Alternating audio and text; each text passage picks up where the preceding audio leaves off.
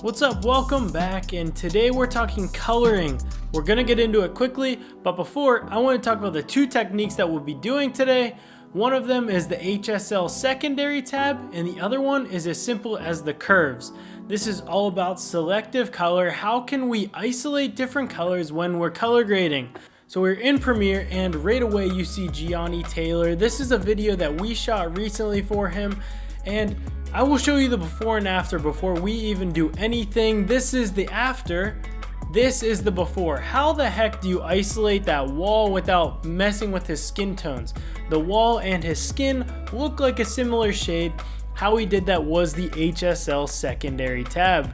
So you go in here, look at that before and after. Obviously, I still want to make some minor tweaks to the skin tones, but we're not talking about that today. We are talking about how to make something as crazy as that wall different. So I am going to go ahead, copy this so we can start from scratch.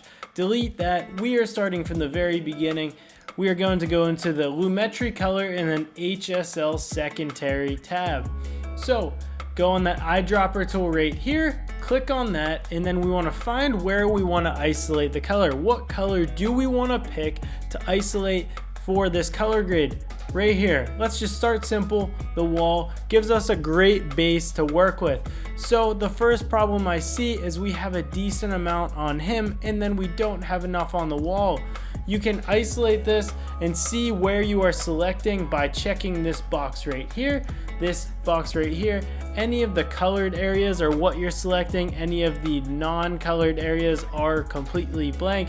You will not be touching those with any of the color grading you will be doing. So let's make some changes to this. We can mess with the hues. Maybe we can grab some of that light over there. I like that. Saturation. See, saturation we are going to want to stay away from because we do not want to change the color of his skin. Maybe we even mess with that, shift it over completely. I like that. Then this will fade it in. So we'll stop the fade. Get this entire wall right here. I like where we're at. Not quite exactly where we want to be yet. Luminance is going to be powerful here. Luminance, we are okay with grabbing pretty much anything but his skin. So we see his facial hair there a little bit and his hair. I'm not mad at it because we can go and grab this eyedropper tool with the minus next to it. The minus, go ahead, bang. So that is not what we want. That right there is not what we want. So we're gonna Command Z. So we're back to where we were. Maybe let's grab that eyedropper tool and try and do a couple different things. I just don't think that's gonna work very well. So whenever you want to feather some of the edges, you want to blur out what you have. So you don't want there to be these hard lines whenever you're editing these colors, so you can blur it so it almost feathers the edges if you're more familiar with Photoshop. And then you can denoise it a little bit. I don't usually use this that much. I just bump it a tiny bit, but now we have these colors isolated. Let's make a big change just so we can see what we have.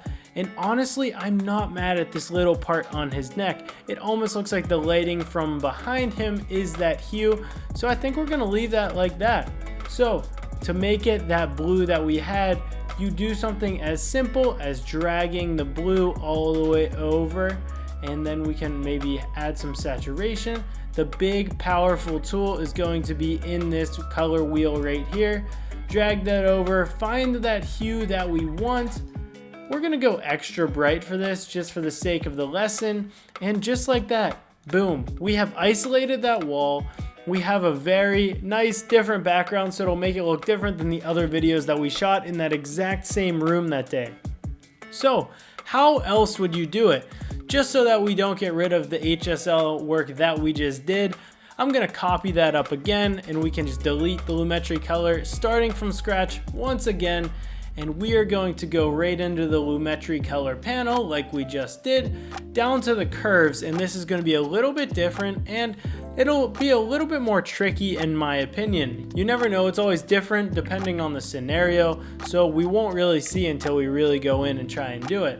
So right away we're going to go down to the hue versus hue tab. Now you see all of these colors. You can go as extreme as changing everything.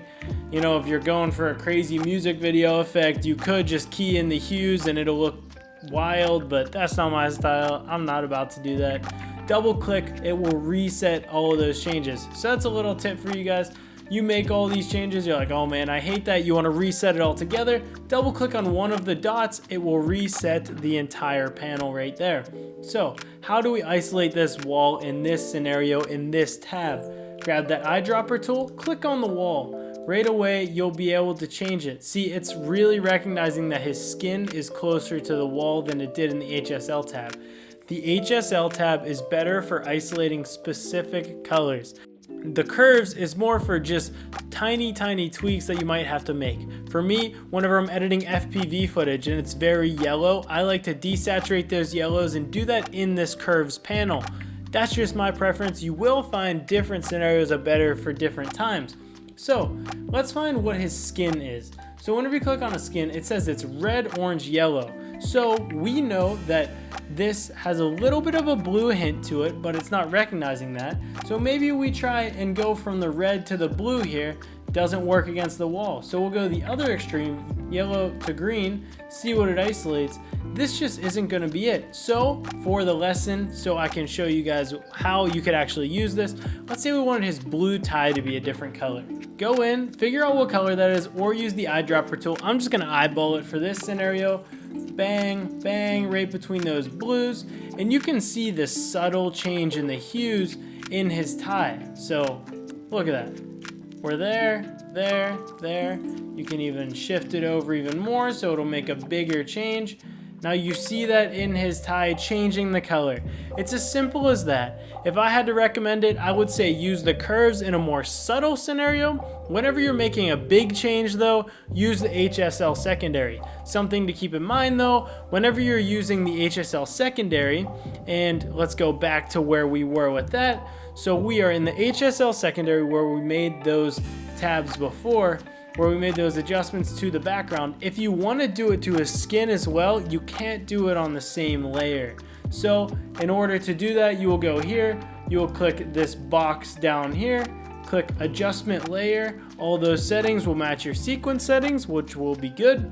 Click OK, drag that adjustment layer over top, and then it is right there ready to go. And then you will be able to go ahead and make a whole new HSL Secondary adjustment layer there.